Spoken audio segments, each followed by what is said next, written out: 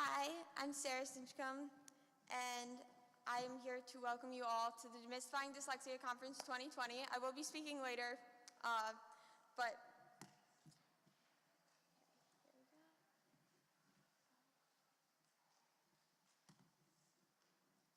I'm so sorry. Is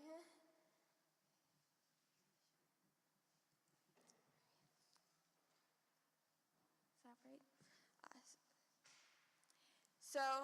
Hi everyone. My name is Sarah Stinchcomb, and I wanted to welcome you all to the Demystifying Dyslexia Conference 2020. We're so excited to have you here. For those of you who were here last year, thank you so much for coming back. We love you guys. Hopefully this year is even better. For everyone who's new to the conference this year, thank you so much for taking interest.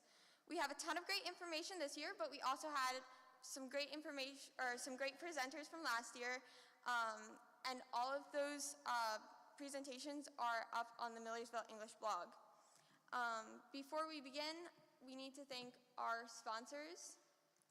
Okay.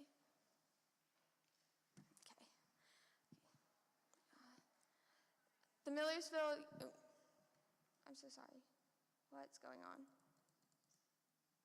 Okay. Sorry. The Millersville Department of Early, Middle, and Exceptional Education, the Department of English, the College of Education and Human Services, and the School of Social Work.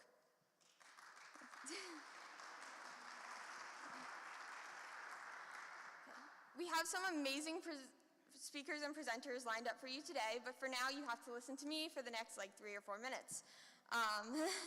So a lot of you are teachers, future teachers, or even parents that don't have dyslexia but have students or children that do. So it's appropriate that we not only educate you all on what dyslexia is, but we also put you in the mindset. I found the next image on Instagram a few years ago. If you want to find it yourself, you can type in the header and it comes up pretty quick. But I think this really sums up dyslexia really well. I'll give you a minute to take that in. Okay, so picture yourself having to pronounce some of these names in front of a group of Icelandic residents. That same anxiety is what it's like for children with dyslexia to read in school. Not to mention having to spell those names. Now that would be an interesting spelling test. Okay.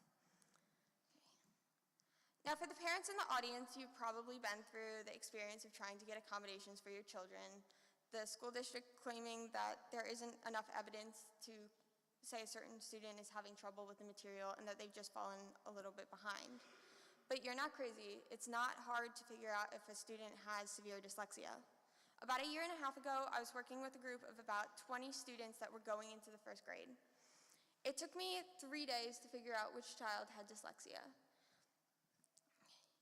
He barely had the alphabet memorized up to E. His sight words were non-existent, and he was struggling to read.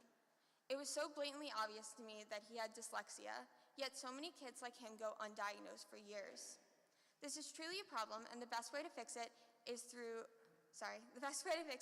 awareness, advocacy, and education, which is why all of you are here today, so thank you all for coming. We have some really amazing presenters here with all different backgrounds in dyslexia. Here at the Demystifying Dyslexia Conference, we try to provide you with every possible perspective of dyslexia that we can give you, to provide a holistic view of not only what dyslexia means, but the education behind it and how that affects students. I truly believe our team has done a wonderful job of covering an array of topics.